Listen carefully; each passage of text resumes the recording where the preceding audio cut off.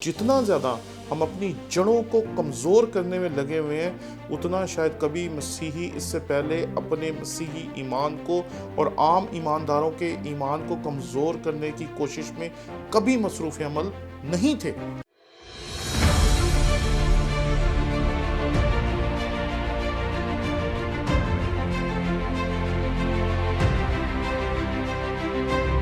हमारे चैनल को लाइक करें, शेयर करें, सब्सक्राइब करें और अगर आपको पसंद आए तो हमारे इन वीडियोस के लिंक्स को लेकर आप अपने दोस्तों, अजीज़ों और रिश्तेदारों तक भी पहुंचाएं, ताकि उन लोगों तक भी खुदा उनका कलाम पहुंचाने में आप हमारे साथी हो सकें जो शायद हमारे चैनल को अभी नहीं देखते या मुझे नहीं जानते और शायद उन्होंने आज तक हमारे चैनल को देखा नहीं है, ताकि वो भी हमारे चैनल को लाइक करें, शेयर करें, सब्सक्राइब करें, ताकि वो भी खुदा उनके कलाम को सीखने के इस सिलसिले में शरीक हो सकें। शुक्रिया।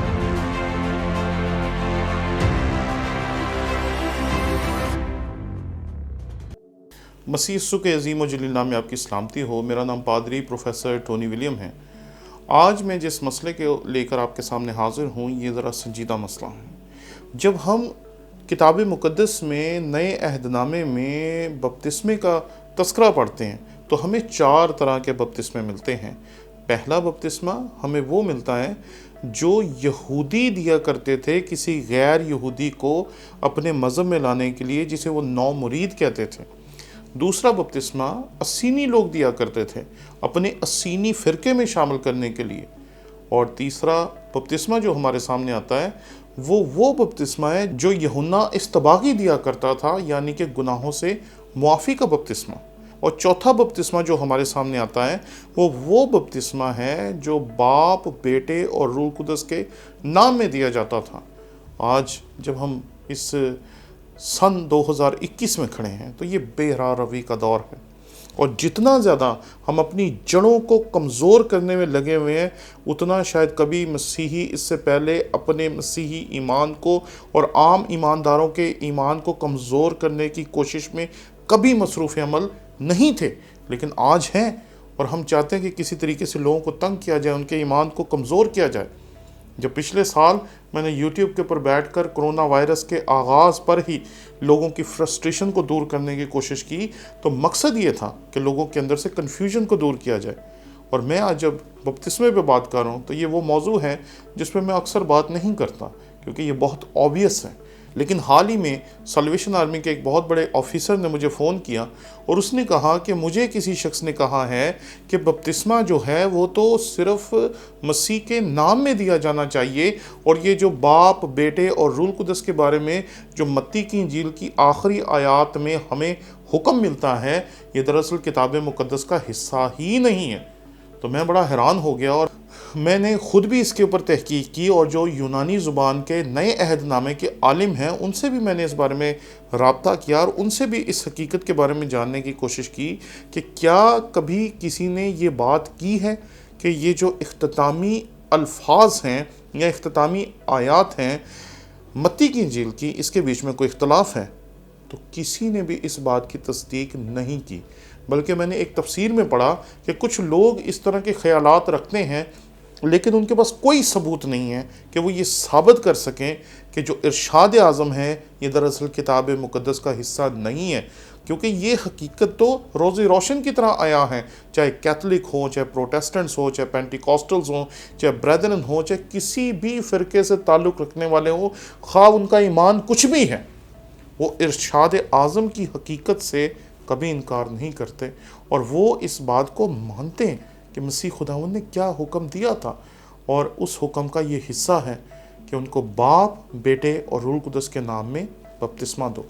लेकिन आज नई सोच के जो रूह रवा हैं वो जब अमाल की किताब में ऐसे हवाले देखते हैं जिसकी वजह से ईमानदारों के ईमान को गुमराह किया जाए, तो वो ये कहते हैं कि यहाँ तो मसीह खुदावंद के नाम में बपतिस्मे का जिक्र है। तो मैंने आपकी खिदमत में शुरू में अर्ज़ किया कि 4 बपतिस्मों का जिक्र मिलता है हमें मसीह खुदावंद के दौर में।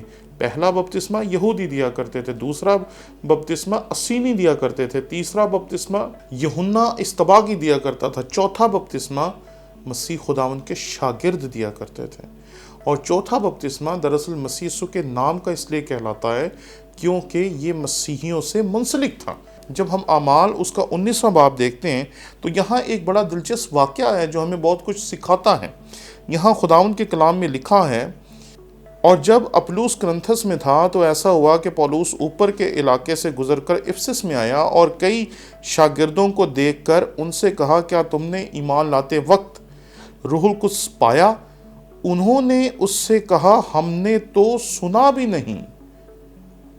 ये बात थोड़ी सी खुटकती है। उन्होंने सुना भी नहीं, सुना क्यों नहीं?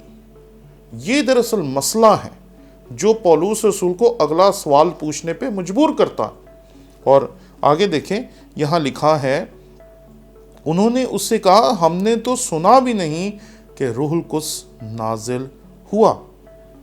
इसलिए अब पौलुस रसूल को पता था कि 4 किस्म के बपतिस्मे हैं जो उस माशरे में दिए जाते थे। फिर उसने अगला जो सवाल किया वो ये था, बस तुमने किसका बपतिस्मा लिया? यहूदियों का, अस्सीनियों का, यूहन्ना इस्तबागी का या यस्सु का? लेकिन उसे पता था कि इन 3 बपतिस्मों में से इन्होंने कोई लिया है, क्योंकि चौथा बपतिस्मा अगर लिया होता तो इनको वो बाप, बेटे और रूहुल कुद्स के नाम में दिया जाता। और अगर वो बपतिस्मा ये बाप, बेटे और रूहुल कुद्स के नाम में ले चुके होते तो इन्हें ये ज़रूर पता होता कि रूहुल कुद्स क्या है और रूहुल कुद्स नाजिल हो चुका है। क्योंकि उस दौर में जब 9 मरीदों को बपतिस्मा दिया जाता था तो उन्हें किताब मुक़द्दस के हक़ाइक़ पहले सुनाए जाते थे, बताए जाते थे, सिखाए जाते थे, तैयार किया जाता था, उसके बाद बपतिस्मा दिया जाता था। लेकिन यहाँ पर इन लोगों ने रूहुल कुद्स के बारे में सुना ही नहीं है, क्योंकि इन्होंने वो बपतिस्मा लिया ही नहीं है जो बाद में ये लेते हैं। और यहाँ पर आगे जाके लिखा है, पौलुस ने कहा, यूहन्ना ने लोगों को ये कहकर तौबा का बपतिस्मा दिया कि जो मेरे पीछे आने वाला है उस पर यानी यस्सु पर ईमान लाना। उन्होंने ये सुनकर खुदावंद यस्सु के नाम का बपतिस्मा लिया। अब ये बपतिस्मा दरअसल इशारा करता है उस फॉर्मूले की तरफ जो हमें मत्ती की इंजील में दिया गया कि उनको बाप, बेटे और रूहुल कुद्स के नाम में बपतिस्मा दो। तो यहाँ इस हकीकत को याद रखना चाहिए कि दरअसल यस्सु के नाम में जो बपतिस्मा देना है ये कोई फार्मूला नहीं है, ये कोई ऐसी बात नहीं है जिसको वो एक फिक्स रियलिटी के तौर पे रख सकें। क्योंकि जब मसीह खुदावंद ने ये कहा उनको बाप, बेटे और रूहुल कुद्स के नाम में बपतिस्मा दो, तो ये एक फार्मूला है जो खुदावंद ने दिया। लेकिन अगर आप उन तमाम वाक़यात को पढ़ें जो आमाल में हैं, एक जगह पर जब आप दूसरे बाब में पढ़ेंगे तो यस्सु मसीह के नाम में बपतिस्मा नजर आएगा। जब 8वें बाब की 16वीं आयत पढ़ेंगे तो खुदावंद यस्सु के नाम में बपतिस्मा सामने आएगा। जब आप 10वें बाब में जाएंगे तो यस्सु मसीह के नाम का बपतिस्मा नजर आएगा। और जब अमाल 19वें बाब की 5वीं आयत में आएंगे तो खुदावंद यस्सु के नाम का बपतिस्मा दिखाई देगा। तो इनमें से फॉर्मूला कौन सा है? क्योंकि कहीं पे सिर्फ यस्सु इस्तेमाल हो रहा है, कहीं पे खुदावंद यस्सु मसीह इस्तेमाल हो रहा है, कहीं पे यस्सु मसीह इस्तेमाल हो रहा है। तो इनमें से कोई फार्मूला है नहीं जिसको इस्तेमाल किया जाए या एक पैटर्न दिया हो कि इस तरह से बपतिस्मा दिया जाना चाहिए। इसलिए इस हकीकत को याद रखें कि किताब मुक़द्दस में जो एक फार्मूला दिया गया कि तुम बाप, बेटे और रूहुल कुद्स के नाम में बपतिस्मा दो, वो कहीं और नहीं दिया गया। और ना ही कोई कलीसिया, चाहे वो कैथलिक हो, चर्च ऑफ पाकिस्तान हो, प्रेस्बिटेरियन चर्च हो, पेंटिकॉस्टल चर्च हो, ब्रेदरन चर्च हो, और कोई भी मुस्तनद ईमान रखने वाली कलीसिया कभी भी इस आयत पर शक नहीं करती, बल्कि वो इसके बारे में कहती है कि ये खुदावंद की तरफ से दिया गया फार्मूला है जिसके तहत हमें मसीहियों को बपतिस्मा देना चाहिए। इसलिए इस हकीकत को याद रखें कि ऐसी बातें ना करें जिनका हकीकत से कोई ताल्लुक़ नहीं है, और आम ईमानदारों के ईमान को ख़राब करने की कोशिश ना करें, उनकी जड़ों में पानी डालने की कोशिश ना करें। शुक्रिया।